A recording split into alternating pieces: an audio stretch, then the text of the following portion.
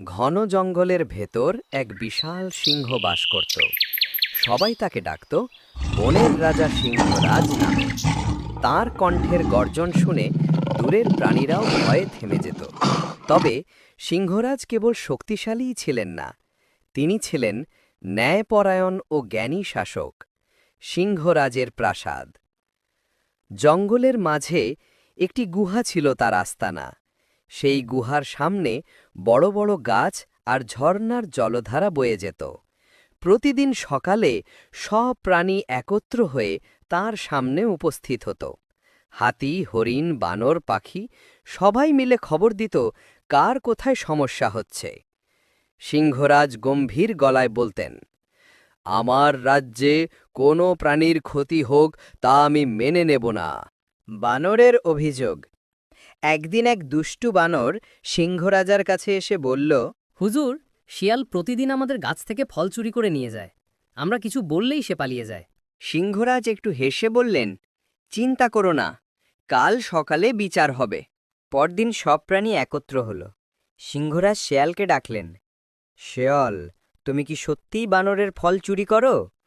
শেয়াল মাথা নিচু করে বলল, মহারাজ, আমি ভুল করেছি। ক্ষুধা আমাকে বাধ্য করেছে।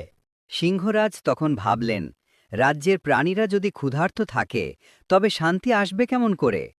তিনি আদেশ দিলেন, আজ থেকে প্রতিটি প্রাণী নিজের ভাগের খাবার অন্যদের সঙ্গেও ভাগ করবে, কেউ ক্ষুধার্ত থাকবে না। সব প্রাণী হাততালি দিয়ে সম্মতি জানালো। কিছুদিন পর হাতি এসে কাঁদতে কাঁদতে বলল, মহারাজ, মানুষরা জঙ্গলে ঢুকে গাছ কাটছে, আমাদের আশ্রয় নষ্ট হয়ে যাচ্ছে। এই কথা শুনে সিংহরাজ রেগে গর্জে উঠলেন, আমাদের বন কেউ নষ্ট করতে পারবে না। তিনি সব প্রাণীকে নিয়ে পরিকল্পনা করলেন। হরিণরা পাহারা দেবে, পাখিরা দূর থেকে খবর দেবে, আর বানররা শাখা নাড়িয়ে সতর্কবার্তা দেবে। একদিন সত্যিই কাঠুরিয়ারা এলো। তারা গাছ কাটতে শুরু করল। তখন পাখিরা চিৎকার করে খবর দিল, বানররা ডাল ভাঙল, আর হরিণরা ছুটে এসে দৌড়ঝাঁপ করল। শেষে সিংহরাজ নিজেই গর্জে উঠলেন।